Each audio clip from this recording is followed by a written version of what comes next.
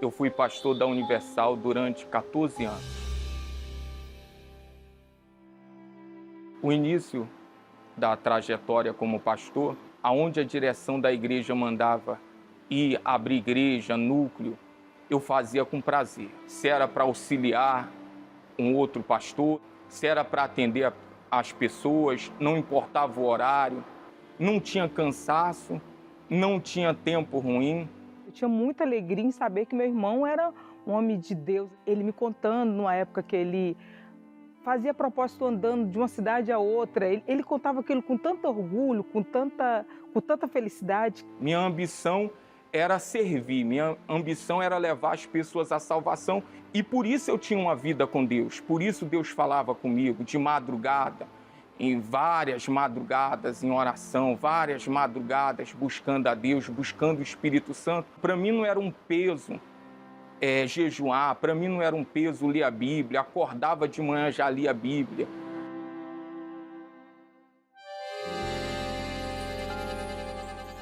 Nordeste, não tinha computador, as mensagens do Bispo Macedo, pagava a Lan House para conseguir, para baixar em um CD para ouvir na igreja a mensagem do Bispo. Tinha aquela alegria de servir a Deus, aquela comunhão com Deus. Eu tinha paz, era algo de dentro de mim, algo que eu transbordava. Se fosse uma pessoa, uma reunião com uma pessoa, um atendimento com uma pessoa, eu estava feliz. Eu sabia o Deus que estava me guiando. O Espírito Santo me direcionou para fazer um núcleo, esse núcleo se tornou igreja e eu fui auxiliar em outro lugar. Para mim foi uma alegria, eu não vi como uma injustiça. Poxa, eu abri a igreja, eu poderia ficar ali como titular? Não, pelo contrário. Para mim, poxa, agora auxiliando esse pastor, eu vou dar o meu melhor. Assim era a minha vida, sempre disposto a salvar. Uma experiência que me marcou como solteiro foi uma igreja chamada Parque Brasil. Tinha acabado de abrir, começava a reunião. Quando eu colocava os pés no altar, já manifestava metade da igreja. Só o Espírito Santo para me ajudar, só a dependência de Deus. A outra igreja chamada Bela Vista, mal cabia 10 pessoas. Era um núcleo que começou a dar 100 pessoas. Eu não estava ali pela uma ajuda de custo. Eu era um privilegiado de levar a palavra de Deus. Antes de casar, eu passei em mais de 10 igrejas. Todas deram frutos. Pessoas batizadas com o Espírito Santo, pessoas libertas. Quando casamos, ele continuou mostrando esse homem de Deus que eu conheci quando namorávamos. Ele mostrava esse amor, esse desejo de ganhar almas. Nós estávamos preocupados com o espiritual. Uma igreja maior, íamos para uma igreja menor, sendo que a igreja maior era menor e havia se tornado a maior. Mas ali eu não atribuía a minha a ela, e sim o Espírito Santo. Às vezes recebíamos ligações. Poxa, o que aconteceu? Você estava aí, agora está auxiliando, você estava aí, agora você está numa igreja menor. Não, Espírito Santo, pô, agora que vai arrebentar. Na pequena, na grande, na média, sem igreja, auxiliando, tínhamos essa alegria. O ministério crescendo, desenvolvendo, as coisas dando certo. Eu que fazia no início núcleo e era um prazer, agora eu estava fazendo programas de televisão, rádio, reunião na catedral.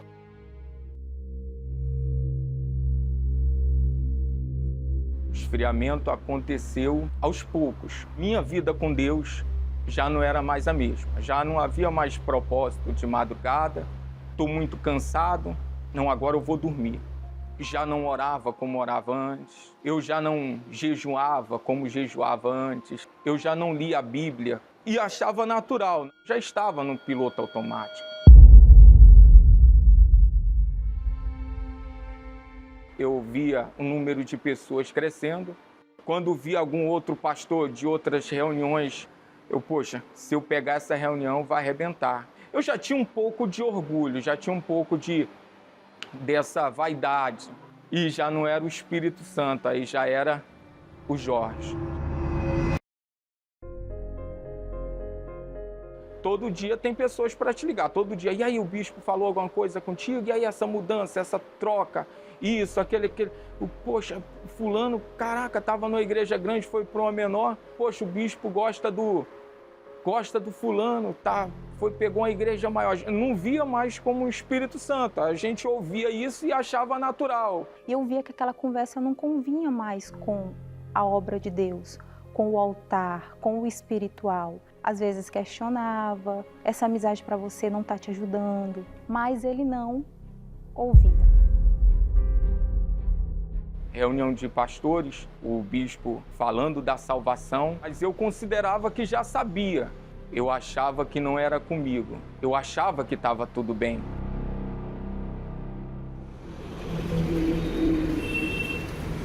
Já tinham se passado alguns anos. A igreja que eu estava antes tinha acabado de casar, no início tinha uma obreira, essa obreira tinha problema de depressão. Eu já tinha visto, após ela ser levantada obreira, o testemunho dela que não coadunava com o Espírito de Deus. Falei para o regional passou para o líder do estado e o líder do estado de obreiros mandou removê-la.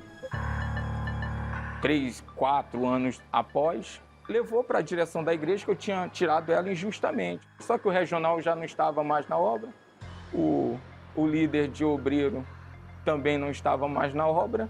Veio a acusação que eu estava roubando a oferta, só que levaram outra situação. Falou que na reunião de quarta-feira, eu tinha acabado de casar, ela disse que eu cheirei o pescoço dela, eu não sei nem como foi isso. Eu sabia que era mentira. A direção da igreja tentou ajudar, fazer com que aquela acusação confessasse a verdade. Só que negativo. Então eu fui auxiliar.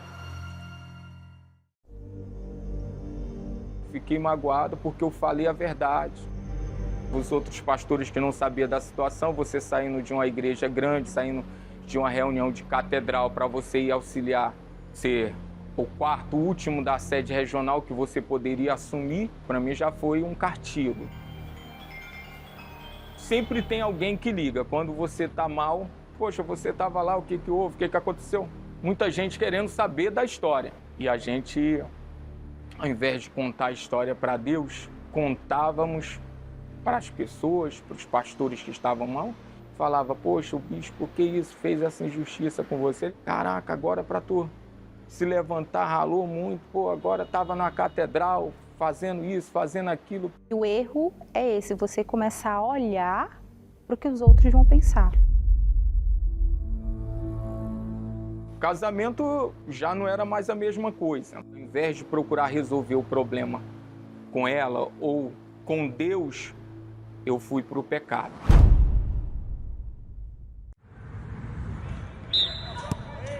Fui no futebol, fui com outro pastor, ele já ia para prostíbulo. Fui algumas vezes, eu traí a minha esposa, me senti sujo, podre, mas as reuniões continuavam dando fruto, continuou crescendo. Com o tempo, eu voltei para a catedral para fazer a mesma reunião de sexta-feira que eu fazia. Depois, sede regional, adulterei de novo, traí a minha esposa numa sede regional. Alguém da igreja descobriu e levou a situação para o bispo. O bispo chamou, eu neguei para a minha esposa, neguei para o bispo. Fui transferido de estado e fui ajudar a Universal nos presídios. E já tinha bastante tempo que a gente não se via e fui visitar ele. Sendo que quando eu cheguei lá, eu vi a dedicação dele na igreja, eu vi como é que ele era. Eu notei assim, que no casamento dele eu achei que tinha algo de estranho, que não tinha aquele brilho de uma mulher quando olha para o marido e que o marido estava entristecido. Eu via que tinha algo de errado. Acabou que o pastor que eu saí junto que eu fui junto no prostíbulo, ele foi confessar o pecado dele. Ele falou que eu tinha ido junto. O bispo chamou e me perguntou, Jorge, eu quero te ajudar. Você fez alguma coisa? Você adulterou? falei, não, bispo, estou na fé, não, está amarrado. Foi onde eu descobri tudo o que estava acontecendo. Para mim foi um choque. Aquilo ali me feriu. Foi onde foi a gota d'água, o esfriamento do casamento. Ali começou a desconfiança. Levou o caso para o bispo Renato e eu neguei. Eu não confessei o meu pecado. O bispo Renato, a princípio, não me tirou da obra. Acredito que levou para o bispo Macedo, pelo que eu sei. E o bispo Macedo mandou me desligar. Era um prazer estar fazendo a obra de Deus. E você vê aquele sonho que você tinha ser escorrido assim, para mim foi o fundo do poço. Continuei negando, continuei tentando encobrir o fracasso que estava dentro de mim. Viemos para o Rio de Janeiro e fomos construir a nossa vida aqui. Continuei na igreja durante um tempo. Comecei a beber cerveja, gin, uísque, o que tinha para beber, eu bebia. Para buscar Deus, eu sempre cansado, mas para estar num bar, eu estava pronto. Fui se esfriando, deixando de vir nas reuniões, saí da igreja. Tinha ódio, eu culpava todo mundo. A minha casa já não tinha mais paz. Era um inferno. Discussões, brigas, agressões verbais, palavras de baixo escalão, até que foi apresentado as drogas. O cigarro, depois a maconha, lança-perfume, black lança e a cocaína. Cheguei em casa com o nariz sujo de cocaína. Ela perguntou, e eu era uma mistura de Saul, que não queria perder a posição no início, com Jacó, mentiroso. Isso aqui, eu não sei como é que isso foi parar aqui. Eu sempre menti, eu sempre negava. Até que um dia, eu já muito drogado, fissurado, já tinha usado um pino, já estava desassossegado, até que um dia eu falei, estou usando. Eu ficava 3 dias na rua, usando drogas. Eu me culpava porque eu menti para todos. E, consequentemente, esse vazio, essa tristeza, essa angústia, o desejo de morrer. Quem via meu irmão, a pessoa até já dava ele como morto, porque 3 dias fora de casa. E eu comecei a lutar por ele, na igreja, fazendo corrente, propósito, oração. Eu não aceitava perder a alma dele. Aí, numa madrugada, ele me manda várias mensagens falando que me amava, que não queria destruir a minha vida e por isso que ele ia se matar. Pensei em pegar uma faca, me cortar, corda, pular de viaduto. Eu queria pegar o carro, jogar na frente de outro carro. Naquela situação, se eu morrer, eu ia para o inferno.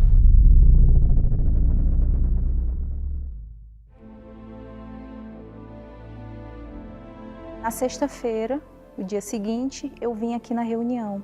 Mostrei para o bispo as mensagens, falei da situação e o bispo falou, me passa o telefone dele que eu vou ligar para ele agora. E o bispo me ligou, Jorge, você está onde? Pô, bispo, nem sei onde eu estou. Você tem como chegar aqui na catedral? Sim, senhor, bispo. Ele me atendeu, ele orou, eu manifestei. Quem é você? Qual foi a brecha que você conseguiu? Água! Vai! E cresça! Uma só vez eu vou dizer, em nome de Jesus, saia daí! Eu estava com aquela depressão, com aquele vazio, eu já não tinha mais. Percebi aquela paz. Ele falou, poxa, Jorge, você já ajudou tanta gente. Você sabe o caminho. Eu lembro que foi na Fogueira Santa de dezembro de 2024. Era a Fogueira Santa do Espírito Santo. E eu sabia, poxa, eu tenho que receber o Espírito Santo. Agora eu tenho que receber. Dali por diante eu comecei a gerar o meu sacrifício. E eu me batizei nas águas. E aí comecei propósitos de madrugada, propósitos de oração, voltando àquele primeiro amor.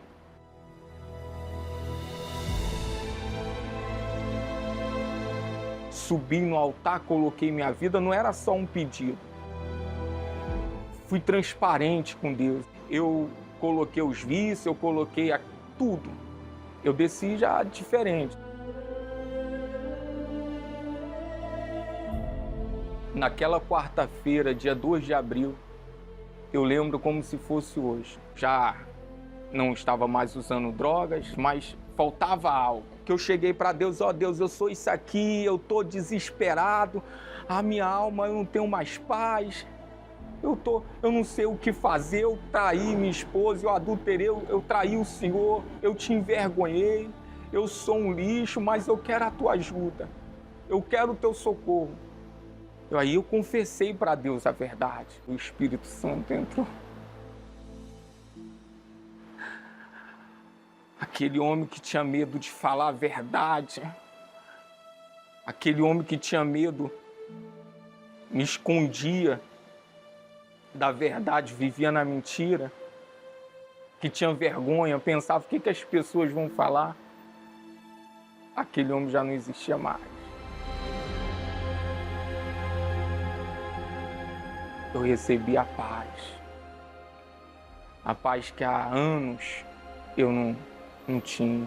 O próprio Deus dentro de mim. Naquela quarta-feira, quando acabou aquela busca, eu só tinha um desejo de ser transparente, de levar a verdade. Então confessei para minha esposa. E ele me perguntou se eu o perdoava. Eu olhei para ele e falei, eu te perdoo. Aquela alegria, aquele prazer que eu tinha antes, voltou. Aí já vi o prazer de ler a Bíblia, acordar às 6 da manhã, já pegar a Bíblia e já ler, e Deus falar. Essa fonte que jorra dentro de mim, essa alegria que está dentro de mim, essa paz que está dentro de mim. Eu posso olhar para uma pessoa hoje, nos olhos dela e falar, olha, não importa o que você fez, o meu Jesus pode te ajudar, pode te perdoar.